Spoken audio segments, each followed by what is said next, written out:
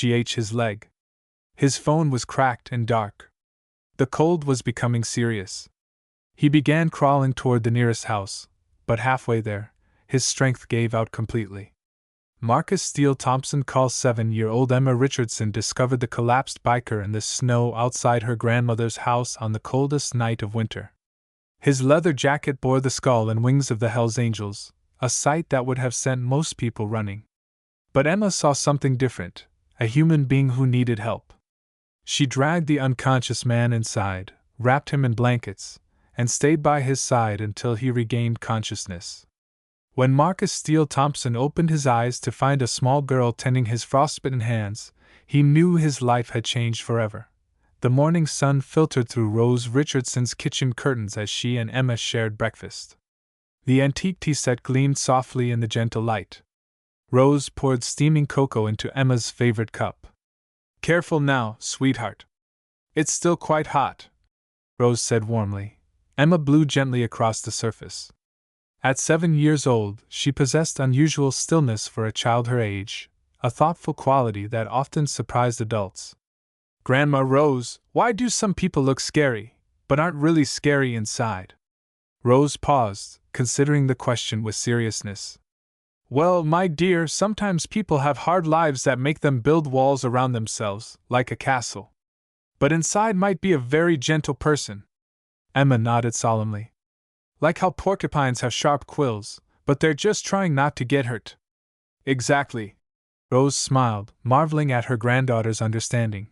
Their small town of Millbrook had been Emma's entire world since she came to live with her grandmother 2 years ago. Her parents had died in a car accident, leaving Rose to raise this precious child. It hadn't been the retirement she'd planned, but it had become the greatest joy of her later life. "Grandma, if someone was hurt and needed help, we should help them, even if they look different from us, right?" Rose knelt to Emma's eye level. "Of course, sweetheart. Why do you ask?" "I was just thinking about what you said about people having walls. Maybe sometimes they need help taking the walls down." "You have such a wise heart, Em. Yes, we should always try to help people who need it, no matter how they might look." Neither of them could have imagined that before the next day was over, Emma would put this philosophy to its ultimate test. The storm hit Millbrook with surprising fury. Marcus Steele Thompson felt the change before he saw the clouds gathering. 23 years of riding had taught him to read weather. His Harley-Davidson rumbled beneath him. The leather jacket he wore told his story without words. The Hells Angels patch commanded respect and fear in equal measure. He was 200 miles from home, riding back from a chapter meeting when the storm caught him. As darkness fell and snow came down in sheets, visibility dropped to almost nothing. He pulled off at the Millbrook exit, planning to find shelter. The motel flashed no vacancy. That's when the black ice caught him. The motorcycle hit the invisible patch at exactly the wrong angle. Physics took over. The bike went down hard. Marcus hit the pavement and rolled, his leg twisting beneath him with a sickening pop. He tried to stand but collapsed as pain shot through lapsed face first in the snow, consciousness slipping away. Emma had been watching the snow fall when she spotted the dark shape in their front yard. When she realized it was a person lying motionless, her heart began racing with concern rather than fear. Emma pulled on her winter clothes without hesitation and grabbed her toy doctor's bag. The cold hit her when she opened the front door, but she pressed forward. Up close, the man was very large, wearing a black leather jacket covered with patches. His motorcycle lay on its side near the fence. Most children would have run screaming. But Emma saw a hurt person who needed her help. "Mister, can you hear me?" she called out, kneeling beside him. When he didn't respond, she pulled out her plastic stethoscope. His heartbeat was strong but slow. His face was very pale, with blood on his forehead. Emma knew she couldn't leave him in the snow. She grabbed Marcus under his arms and began pulling with all her might. Inch by inch, she dragged the unconscious biker toward her front porch. It took nearly 20 minutes to drag Marcus the 30 feet to their front door. She covered him with every blanket she could find, filled a hot water bottle and placed it near his chest, then cleaned the blood from his forehead. "My name is Emma, and you're going to be okay," she said softly. "Grandma Rose will be home soon, and she'll know what to do. Marcus opened his eyes to lamplight and a child's voice. For a moment he thought he might be hallucinating, but the warmth was real, and so was the small figure beside him. "Oh, good. You're awake," Emma said cheerfully. "I was getting worried." Marcus tried to sit up, but pain shot through his leg. "Who?" "I'm Emma," she said, offering him warm tea. "I found you in our yard and brought you inside so you wouldn't freeze." Marcus stared in amazement. This tiny girl had somehow rescued him. "Kid, you don't understand. I'm not the kind of person you should be helping." "Why not?" "You were hurt and cold. Hurt people need help. Look at me," Marcus said, gesturing to his jacket. "Look at what I am." Emma examined his jacket carefully. "You're a motorcycle rider. That's pretty cool." "It's more than that, kid. These patches, they mean I'm part of a group that most people are afraid of." "Are you a bad person?" Emma asked directly. The question hit Marcus like a blow. His hand moved to his wallet, pulling out a worn photograph of a little girl with pigtails. "I had a daughter once. She would have been about your age now." Emma studied the photograph. "She's pretty. What's her name?" "Her name was Sarah. She died 3 years ago. Car accident." "I'm sorry," Emma said with simple sincerity. "That must make you very sad." Marcus nodded, unable to speak past the tightness in his throat. He hadn't talked about Sarah to anyone in years. "Is that why you look sad even when you're not talking about her?" The perceptiveness stunned him. This little girl had seen through the armor he'd spent years constructing. "Yeah," he whispered. "I guess it is." Emma patted his hand gently. "Grandma Rose says that people who love someone who died never really stop being sad, but they can still have happy times too. Maybe you just forgot how to have happy times." Before Marcus could respond, they heard the front door opening. Rose quickly assessed the situation and called 911. Within hours, Marcus was receiving medical attention, and the Hells Angels were coordinating a search that led them to Millbrook. The CB radio crackled to life at 6:23 a.m., carrying Iron Mike's voice across 5 states with a story that seemed too extraordinary to be true. A civilian child had saved one of their OW and by 8 a.m., word had spread beyond the CB network. In clubhouses from Massachusetts to Ohio, experienced bikers stopped their routines to listen. Each telling added emotional weight, and each listener understood the significance of what was being proposed, a massive gathering to honor the little girl. "Brothers, this is bigger than just one rescue," said Danny Torch Kowalski. "This little girl represents something we've lost touch with, the idea that people can look past the patches and see the human being underneath." Meanwhile, in Millbrook, Emma went about her normal Saturday routine, completely unaware that her simple act of kindness was becoming legendary among 2,000 bikers across multiple states. The rumble started as a distant whisper at 9:47 a.m. on Sunday morning. By 10:15, the sound had grown into an unmistakable symphony of motorcycle engines. Emma was building a snowman when the first wave of motorcycles appeared. "Grandma Rose, look! More motorcycles like Marcus!" Rose straightened slowly, watching a procession of leather-clad riders turn onto their quiet street.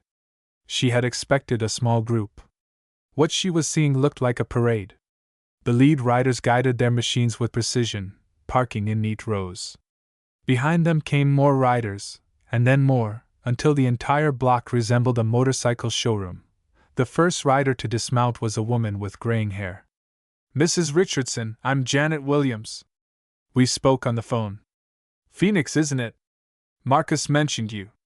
"Yes, ma'am. And this must be Emma." Emma had abandoned her snowman and was walking toward the crowd with fearless curiosity. "Hi! Did you all come to visit me?"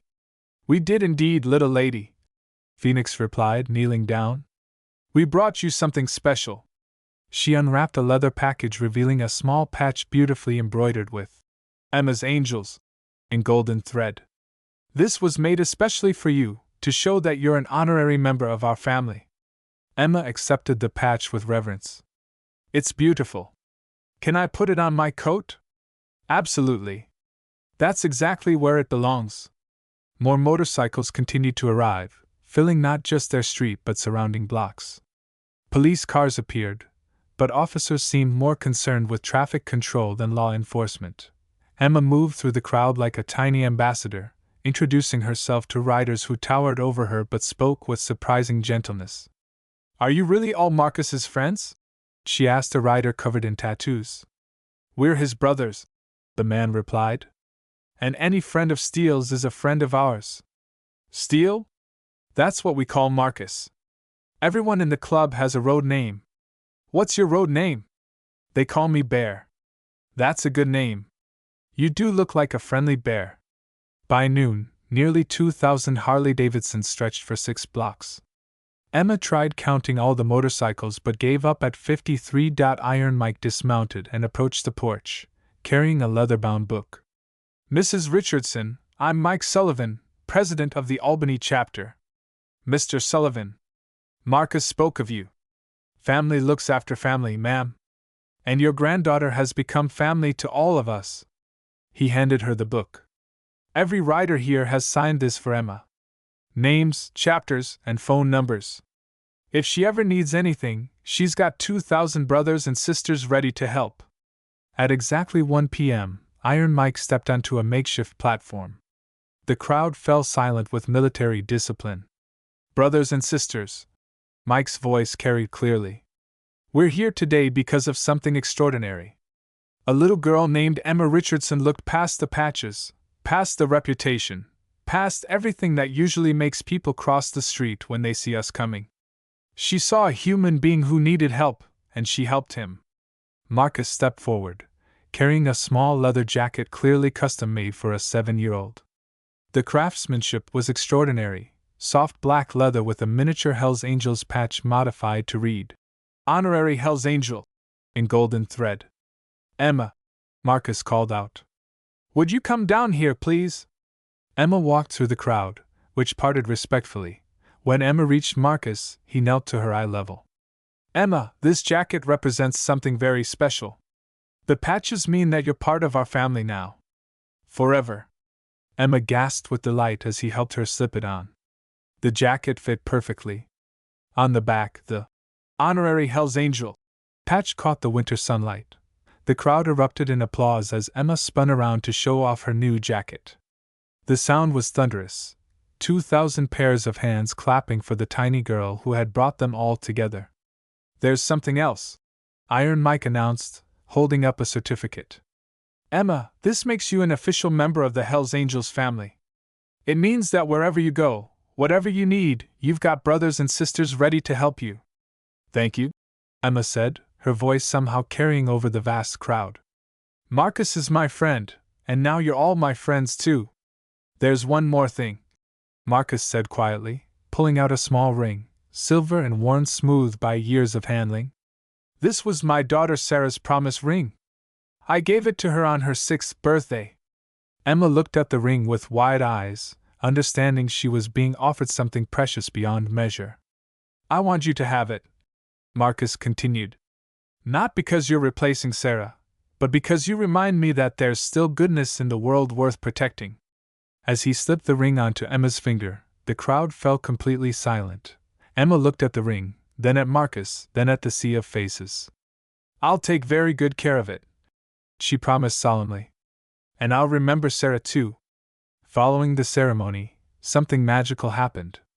Emma began moving through the crowd with natural curiosity. "Can I see your motorcycle?" she asked Bear Martinez. "Of course, little angel," Bear replied. He noticed the photograph taped inside his windshield, his granddaughter Melissa. "Who's that?" Emma asked. "That's my granddaughter. She's 8 years old. I don't get to see her much since my daughter moved to California. That's sad. But you can look at her picture and remember how much you love her." It was simple wisdom that cut straight to the heart of complex emotions. Phoenix pulled a folded check from her jacket. "Mrs. Richardson, the brothers and sisters here have put together something for Emma's future." She offered the check. Rose unfolded it and stared at the amount, $50,000 for Emma Richardson Education Fund. "This is too much," Rose whispered. "No, ma'am. It's not nearly enough. That little girl saved one of our own, and education is the best investment we can make in her future. Throughout the afternoon, hardened bikers found themselves sharing stories of their children, their fears, their hopes.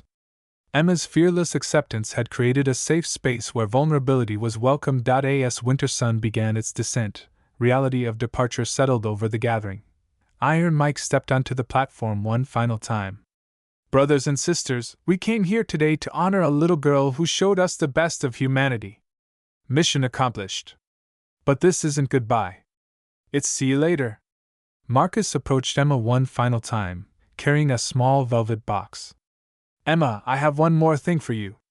He opened it to reveal a delicate silver necklace with a small motorcycle pendant. This belonged to my daughter Sarah. I had it made for her 7th birthday, the same age you are now. The inscription says Daddy's little angel. But it was Sarah's, Emma said carefully. Shouldn't you keep it to remember her? Marcus smiled through his tears. Emma, Sarah would want another little angel to wear it.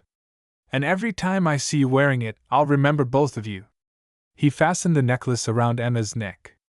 I'll take very good care of it, Emma promised. And when I grow up, maybe I'll give it to another little girl who needs to know she's special. The promise hit Marcus like a physical blow. This child understood the true spirit of the gift, not as an ending, but as the beginning of a tradition of caring. The farewells were deeply personal. Bear knelt to give Emma a gentle hug. Phoenix pressed her card into Rose's hand. Tommy Martinez handed Emma a small toolkit. Every biker needs her own tools, he explained. As the first groups fired up their engines, Rose stood on her porch with her arm around Emma, both waving as the procession began. The scholarship fund check was safely tucked away. The leather jacket hung in Emma's closet like a badge of honor. Sarah's necklace rested against her heart. Most importantly, the understanding that kindness creates family had taken root in a way that would influence everyone for the rest of their lives. 3 months later, the framed newspaper article hung in Emma's bedroom. The headline read, Little Girl's Kindness Brings 2,000 Bikers to Small Town. The weekly phone calls with Marcus had become treasured tradition. The impact had rippled far beyond Millbrook. The Hells Angels had begun supporting community outreach programs. Law enforcement had developed better relationships with motorcycle clubs. Emma's influence extended to her school. Her teacher incorporated the story into a lesson about not judging people by appearance. The scholarship fund had grown beyond expectations, containing enough for Emma's education through college, with excess designated for other children who demonstrated similar acts of kindness. Marcus still wore Emma's handmade Get Well card in his jacket pocket, laminated and treasured. She saved more than my life that night, he told Iron Mike. She saved my soul. As Emma walked to school that morning, Sarah's necklace catching the spring sunlight, she passed the spot where she'd found Marcus. The memory made her smile. That afternoon, she would receive another letter from Razor Williams, who had been reunited with his daughter after 3 years. He credited Emma's simple wisdom. People who love each other never really stop loving, with giving him courage to keep trying. It was exactly the ripple effect Rose had always believed kindness could create, spreading outward in ways that might never be fully measured. The framed newspaper article would remain in that bedroom for decades, a reminder that one small act of courage could change the world.